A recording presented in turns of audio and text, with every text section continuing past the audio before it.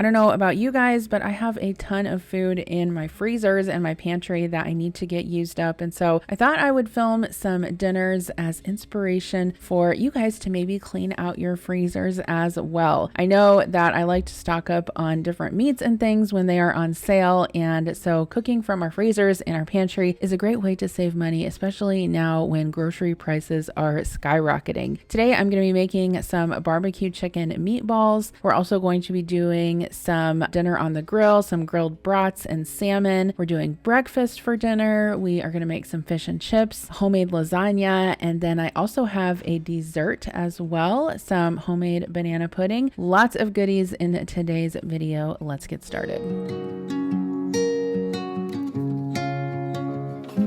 Okay, so the first dinner that I made from my freezer / pantry was some barbecue chicken meatballs. So I'll link this recipe down below. I had some ground chicken in the freezer that I couldn't figure out how to use. And so I found a recipe online that I modified a little bit. So I've got some ground chicken, some barbecue sauce, some honey, breadcrumbs, onion powder, smoked paprika, fresh garlic, and an egg to bind the meatballs together. So I'm going to go ahead and crack my egg into the bowl with the ground chicken. This is just a pound of ground chicken. This is enough to feed 4 people, obviously with sides, but if you have a larger family, you might want to do 1.5 or 2 pounds of ground chicken. I like to stir my meatballs together with a fork. I think that it does the best job of combining everything without over mixing the meatballs. So after I mixed all the ingredients together, I'm also going to make some Instant Pot mac and cheese. This is my favorite recipe. I will post a link to it down below. Essentially, you just add the pasta, some water, some salt, and some butter to the Instant Pot, and then you cook that on high pressure for I think about 5 minutes. And then after the pasta is cooked, that's when you add the cheese and the rest of the ingredients. So for my meatballs, I'm using a little cookie scooper. I can link this one that I have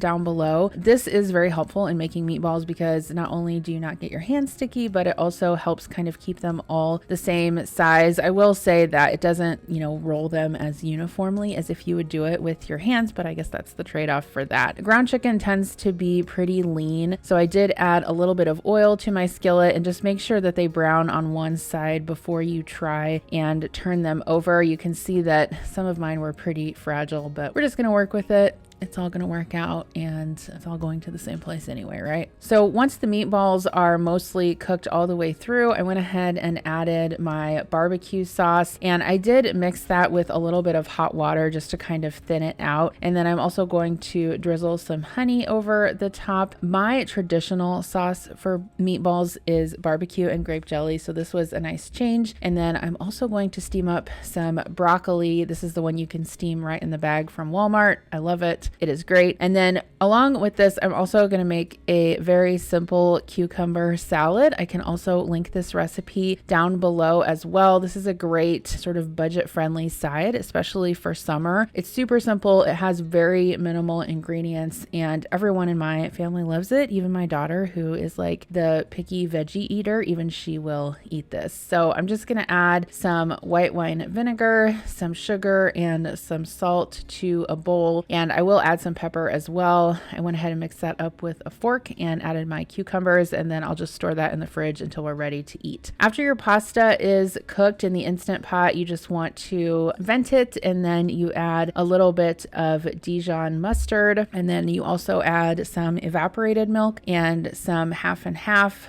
I don't remember if I had evaporated milk on hand. Something kind of tells me I didn't, so I used all half and half, but either way, it's fine.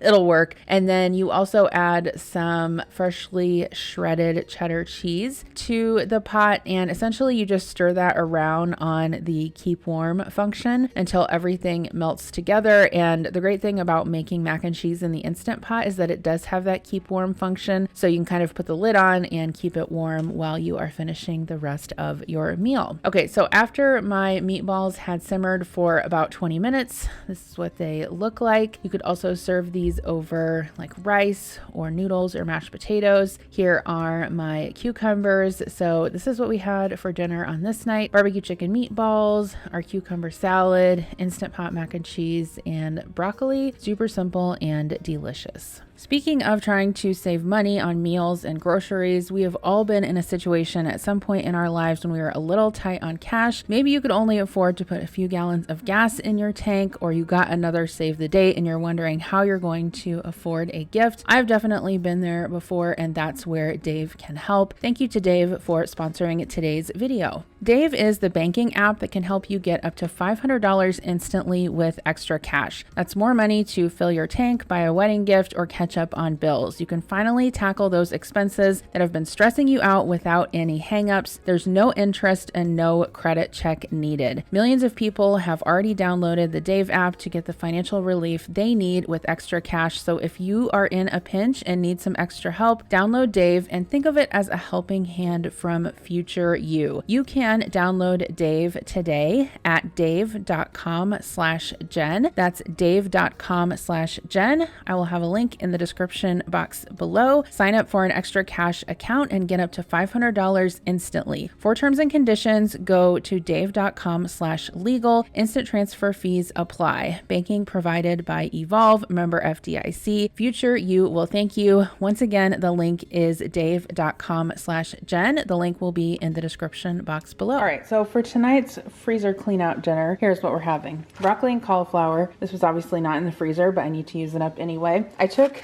these brats out of the freezer, and we will not eat all of these tonight, but it's good to cook them ahead anyway because you can pack them in lunches. These are from a local meat market, and they have all kinds of different flavors. So these are jalapeno popper brats. These are pepper jack chicken breast brats, so I'm excited to try those. The kids do not care for brats, so since I have the grill running, I'm going to grill them up some of this salmon. And then I'm gonna make these 3 baked potatoes that I have on hand.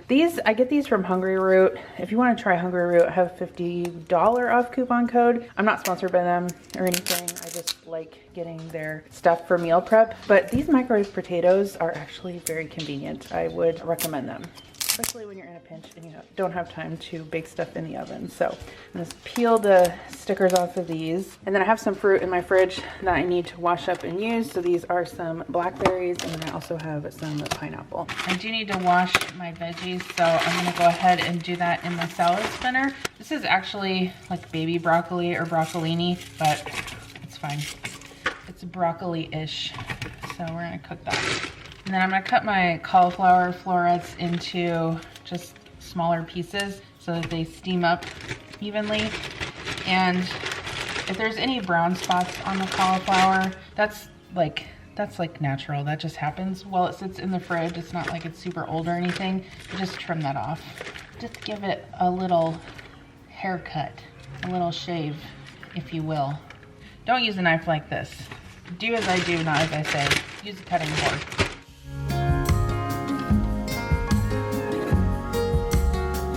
Okay, so I think I told you guys our old grill, the bottom rusted out of it. So Adam got this one for us. He actually ordered it and had it delivered, which was very convenient. Then you don't have to haul it home. If you think it looks bare out here, it does. We are waiting on some furniture to get delivered. Rather than do like a picnic table setup out here, which is what we had before, we got basically a sectional to fit like right here, and then we're gonna have a table in the middle, so obviously you can eat at that if you want to. And then we ordered a huge umbrella that goes on the corner and basically will cover almost the whole deck, because during the daylight hours it gets super hot and sunny back here, like almost unbearable. Okay, so we've got our veggies washed up. I'm just gonna put these in my steamer pan, put the lid on. The broccoli ended up on top, which is fine because it'll take less time to steam. Cauliflower will take more, so that'll be perfect.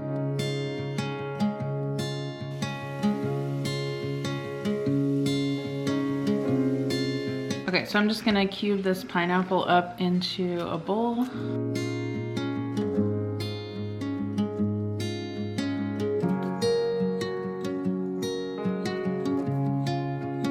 Okay, so these are the chicken brats. These are the pork ones. You want to make sure you cook them over like medium-low heat. I also put the salmon on there because they are raw. They need to cook through all the way. So you want that obviously to happen and have them not burn on the outside. We got our salmon and our brats in here. And here's the broccoli and the cauliflower, potatoes. Here is our fruit. And then I made this pasta. Since Kira doesn't really care for baked potatoes. This is just like a butter flavored pasta. I got it at Aldi.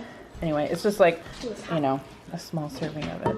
So I do get asked a lot if we eat dinner around the table as a family, and yes, we do, especially now that we don't have a ton of sports going. It's really nice, and who else is super happy that it's warm and you can use the grill? I love cooking dinner on the grill because less dishes is a winner. Okay, so tonight's freezer meal, using up what we have. I've got some hash browns here. I'm going to cook these up. We're going to have breakfast for dinner. I've got a partial bag of this turkey sausage, and then I've also got some turkey bacon and a very partial package of regular bacon. I think I'm going to bake my bacon in the oven. I always have eggs. I've got some pineapple and some cut up strawberries to have on the side, and then I also have a partial bag of this pancake mix that I want to use up.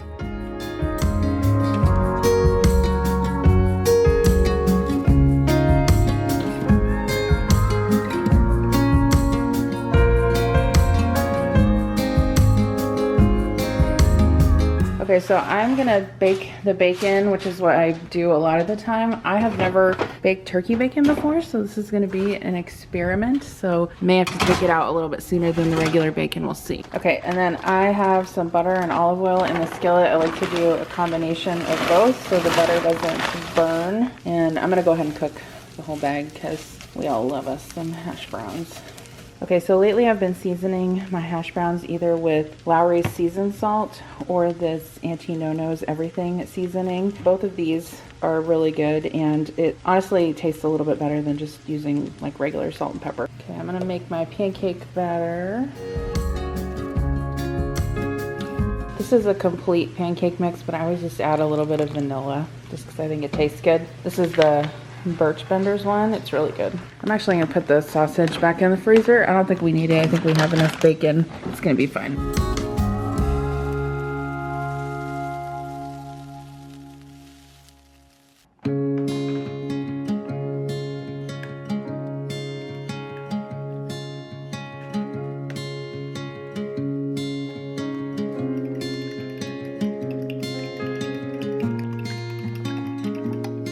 Okay, I'm gonna put my scrambled eggs in the skillet.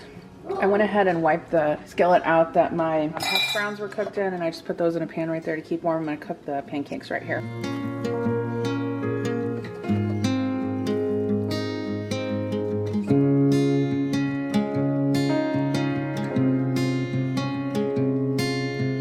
Okay, so here is my plate for dinner tonight. I had a pancake with some of that cinnamon and maple syrup from Thrive. Super good. Pancake, bacon, hash browns. Honestly, I'm not the hugest fan of breakfast for dinner, but I do like it once in a while. All right, so next up is a simple dinner of fish and chips. I guess I'm just calling it that because it's fish and French fries, and that's the closest we can get to fish and chips here in the United States, but I would love to go to the UK someday and try like authentic fish and chips. So I'm cutting up some russet potatoes. I did scrub these and left the skin on them just because it's easier that way, and they will brown better in the oven if you will take the time to soak them in some cold water for about half an hour. When they're done soaking, I rinse them off, and then I just like to dry them on a clean tea towel. That will just help them kind of brown and crisp up in the oven. And then once I put them out on a baking sheet, I add a little bit of avocado oil, or you could use canola oil, vegetable oil, olive oil, whatever you have on hand. And then I'm just seasoning these with like a multi-purpose seasoning that's got onion, garlic, and salt in it. And then I'm going to add a little bit of extra pepper as well. The key with making fries in the oven like this is to try and get them into a single layer as even as possible so that they can all brown evenly. I probably could have used a bigger tray